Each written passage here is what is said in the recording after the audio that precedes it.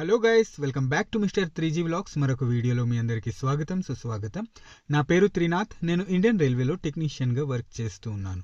Guys, ఈ వీడియోలో మనం ఆర్ఆర్బి ఏఎల్పి CBT 2 ఎగ్జామ్కి సంబంధించి ప్యాటర్న్ ఎలా ఉండబోతుంది, అలాగే సిలబస్ ఏంటి, అలాగే పార్ట్ బిలో సిలబస్ ఎలా ఉంటాయి, అలాగే ఎన్ని మార్కులు టార్గెట్ పెట్టుకొని వెళ్ళాలి అనేది తెలుసుకుందాం. ఓకేనా గైస్, ముందుగా ఒక విషయం చెప్పేస్తూ ఉన్నాను. CBT 1 ఎగ్జామ్ ఏదైతే ఉందో అది జస్ట్ క్వాలిఫై అవడం కోసం మాత్రమే తీసుకుంటారు. ఓకేనా, ఒక పోస్ట్ వెనకాల 15 మందిని పిలుస్తారన్నమాట CBT 2 కోసం.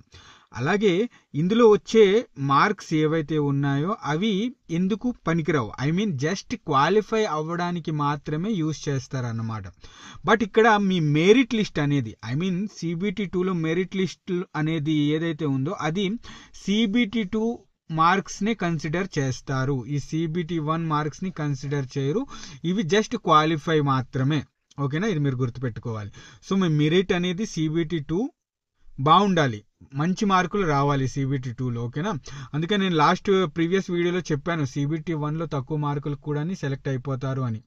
ఓకేనా, కట్ ఆఫ్ కూడా తక్కువే ఉంటుంది, బట్ CBT 2 అలా కాదు. ఓకేనా, ఇది మీరు గుర్తుపెట్టుకోండి. అలాగే ఎన్ని మార్కులు టార్గెట్ పెట్టుకొని చదవాలి అది కూడా లాస్ట్లో చెబుతాను. సో వీడియో అనేది ఎక్కడ స్కిప్ చేయకుండా చూడండి, లేకపోతే కన్ఫ్యూజ్ అయిపోతారు. ఓకేనా గైస్, CBT 2 టోటల్ మార్క్స్ చూసుకున్నట్లయితే కనుక 175 మార్కులకి ప్రశ్న పత్రం అయితే ఉంటుంది. ఇందులో ఏంటంటే పార్ట్ ఏలో 100 ప్రశ్నలు అడుగుతాడు, అలాగే పార్ట్ బిలో 75 ప్రశ్నలు ఉంటాయన్నమాట. ఓకేనా, టైం వచ్చేసి 90 నిమిషాలు ఉంటుంది పార్ట్ ఏ పేపర్కి, అలాగే పార్ట్ బి పేపర్కి 60 నిమిషాల టైం అయితే ఉంటుందన్నమాట. ఓకేనా, ఇంకో విషయం, నెగిటివ్ మార్క్స్ అనేవి ఉంటాయి 1/3. ఓకేనా, ఈ 1/3 నెగిటివ్ మార్క్స్ గురించి మీకు తెలుసు కదా. నెగిటివ్ మార్క్స్ అనేది ఉంటుందన్నమాట. 3 రాంగ్ క్వశ్చన్స్ మీరు అటెంప్ట్ చేస్తే కనుక ఒక కరెక్ట్ ఆన్సర్ కూడా మీది తప్పు అయిపోతుంది, అలా అన్నమాట. ఓకేనా, సో ఇప్పుడు పార్ట్ ఏ సిలబస్ చూసుకున్నట్లయితే కనుక అందరికీ తెలిసిందే, మ్యాథ్స్ అండ్ రీజనింగ్ అడుగుతాడు 25 ప్రశ్నలు. అలాగే బేసిక్ సైన్స్ అండ్ ఇంజనీరింగ్ నుంచి 40 ప్రశ్నలు వస్తాయి. సో ఈ 40 ప్రశ్నలు ఎక్కడి నుంచి ఎలా చదవాలి అని చాలా మందికి తెలియదు. సో అందుకే ప్రీవియస్ ఇయర్ క్వశ్చన్ బ్యాంక్ ఉంటుంది. RRB ALP previous year question bank for basic science and engineering అని ఉంటుంది బుక్స్. ఓకేనా, తప్పకుండా ఈ బుక్ అనేది మీరు కంపల్సరీ కొనుక్కోండి, తీసుకోండి. మీ వద్ద ఈ బుక్ అనేది ఉండాలి. ఓకేనా, and current affairs, general awareness చూసుకున్నట్లయితే కనుక 10 మార్కులకి ఉంటాయి. ఓకేనా, మీరు తప్పకుండా కరెంట్ అఫైర్స్ చూసుకొని వెళ్ళండి. నార్మల్గా ఎక్కువ ఇంట్రెస్ట్ ఈ కరెంట్ అఫైర్స్, జనరల్ అవేర్నెస్లో చూపించకండి. ఓకేనా, మిగతా వాటిలో చూపించండి, మ్యాథ్స్, రీజనింగ్, అలాగే basic science and engineering. Okay, so ఇందులో ఎన్ని టార్గెట్ పెట్టుకోవాలి మార్క్స్, 100 మార్క్స్కి అవుతుంది కదా. ఎన్ని టార్గెట్ పెట్టుకోవాలి అంటే కనుక యూఆర్ వాళ్ళు, ఓకేనా, యూఆర్ వాళ్ళు ఒక 60 మార్కులు టార్గెట్ పెట్టుకోండి. ఓకేనా, 100కి. అలాగే ఓబీసీ వాళ్ళు ఒక 58 మార్కులు టార్గెట్ పెట్టుకుని వెళ్ళండి. ఓకేనా, అలాగే ఈడబ్ల్యూఎస్ వాళ్ళు ఎవరైతే ఉన్నారో వాళ్ళు 57 మార్కులు టార్గెట్ పెట్టుకుని వెళ్ళండి 100కి. ఓకేనా, అలాగే SC ST వాళ్ళు ఎవరైతే ఉన్నారో వాళ్ళు 50+ మార్క్స్ అనేవి మీరు టార్గెట్ పెట్టుకుని చదవండి ఇందులో. ఓకేనా, పార్ట్ ఏ కోసం. ఓకే, ఇప్పుడు మనం పార్ట్ బి సిలబస్ చూద్దాం. పార్ట్ బిలో ఏంటంటే రిలివెంట్ ట్రేడ్కి సంబంధించి 75 మార్కులకి ప్రశ్న పేపర్ అయితే ఉంటుందన్నమాట.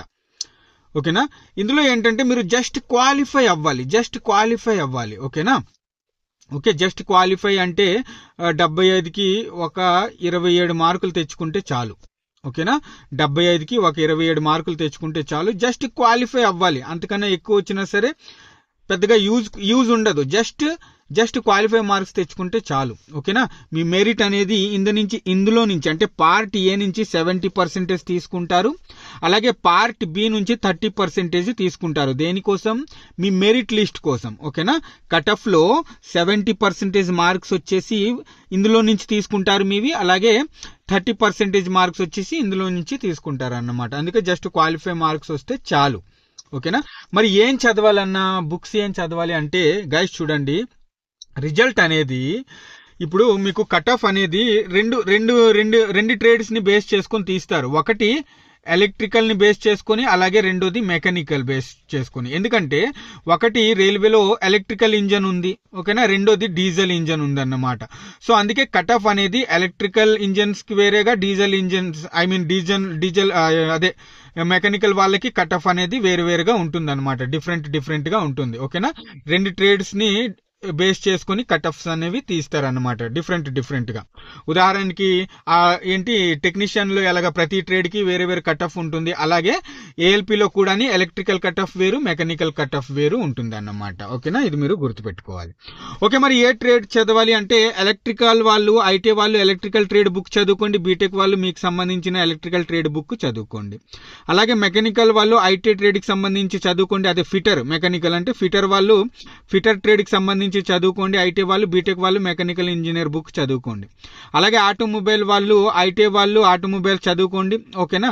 ఇంకా బీటెక్ వాళ్ళు బీటెక్ సంబంధించి బుక్ అనేది చదువుకోండి. అలాగే ఎలక్ట్రానిక్స్ అండ్ కమ్యూనికేషన్ వాళ్ళు, ఎలక్ట్రానిక్స్ వాళ్ళు ఎవరైతే ఐటీ వాళ్ళు ఉన్నారో ట్రేడ్ బుక్ చదువుకోండి, బీటెక్ వాళ్ళు బీటెక్ ట్రేడ్ బుక్ చదువుకోండి. బట్ ఇక్కడ ఏంటంటే బుక్ చదివేటప్పుడు కామన్ గా మీకు పార్ట్ బి పేపర్ లో కొన్ని టాపిక్స్ ఉన్నాయి, అక్కడి నుంచి కామన్ గా ప్రశ్నలు అయితే అడుగుతాడు అన్నమాట. నాకు తెలిసినంత వరకు ఎలక్ట్రికల్ ఇండియా, ఇండియాలో ఎన్నైతే ఎలక్ట్రికల్ కంపెనీస్ ఉన్నాయో, ఉదాహరణకి బేల్, ఓకేనా, ఉదాహరణకి బేల్, ఇక్కడి నుంచి ప్రశ్నలు అడుగుతాడు. ఎలక్ట్రికల్ ఇండియా నుంచి ప్రశ్నలు అయితే అడుగుతాడు.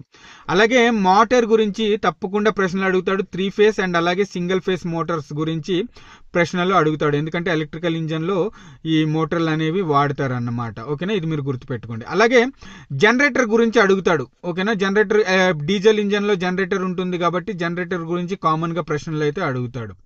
అలాగే రిలేస్ గురించి అడుగుతారు గైస్, రిలేస్ అనేవి అడుగుతాడు, రిలే గురించి తప్పకుండా అడుగుతాడు, ఇవి మీరు గుర్తుపెట్టుకోండి. అలాగే ట్రాన్స్ఫార్మర్ గురించి అడుగుతాడు, ఎలక్ట్రికల్ ఇంజన్ లో ట్రాన్స్ఫార్మర్ ఉంటుంది కాబట్టి ట్రాన్స్ఫార్మర్ గురించి అడుగుతాడు. హీట్ ఇంజన్ ఈ డీజిల్ ఇంజన్ కి సంబంధించి హీట్ ఇంజన్ అనేది అడుగుతాడు, తప్పకుండా మీరు ఇది చదువుకొని వెళ్ళాలి. అలాగే ఐసీ ఇంజన్స్ గురించి కూడా అడుగుతాడు ప్రశ్నలు, మీరు తప్పకుండా చదువుకొని వెళ్ళాలి.